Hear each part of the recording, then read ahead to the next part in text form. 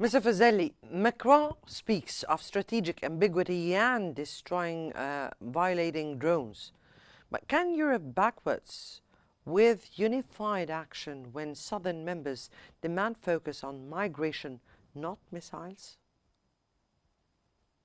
Yeah, it's a great question, and here I will beg to disagree firmly with most of what my esteemed colleague Dr. Romanowska just said, and for a simple reason: Europe is not a unified entity when it comes to diplomacy and military affairs. Far from it.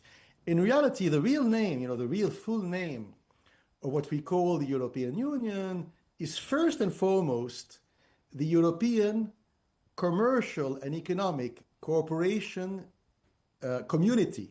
So the key word here is community. It's a community of nations, of sovereign nations, focusing specifically on joint economic and commercial law matters.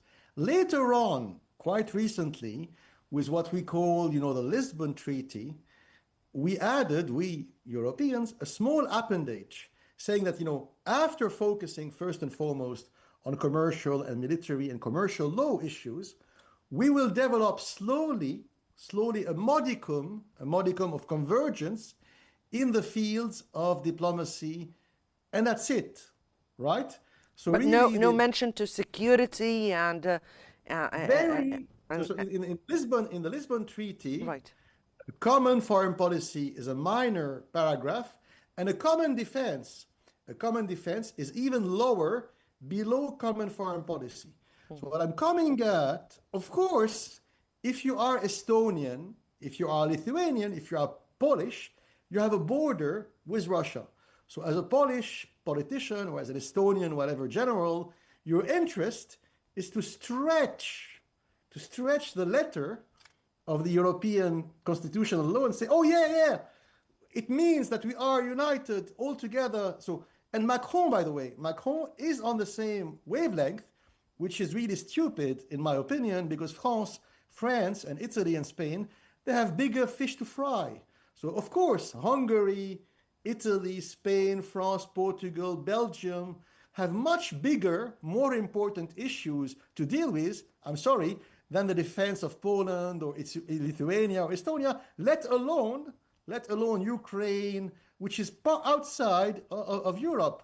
But for purely ideological reasons, zealots, because Macron is a zealot, he agrees with the policy consensus in Estonia and Poland, and he's happy to stretch the letter of the EU constitution beyond a normal, moderate interpretation. And of course, here, Putin helped them. So what I'm coming at is the stupid, brutal, erratic behavior of Vladimir Putin helped the extremists in the Baltic states, Poland, and people like Macron, because it gave them a pretext to double down on that silly, imaginary military European policy, because there is no unified European military policy. It's a lie.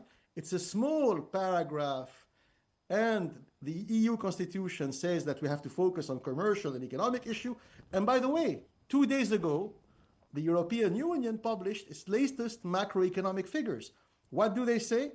That economic growth in most European countries, especially Western European countries like France and Germany, is close to 0%.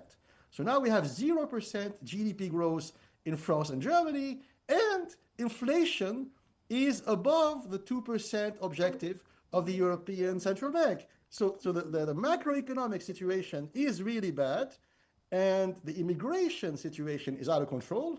The terrorism situation is out of control. So this is really the policies we should focus on in Europe at the moment.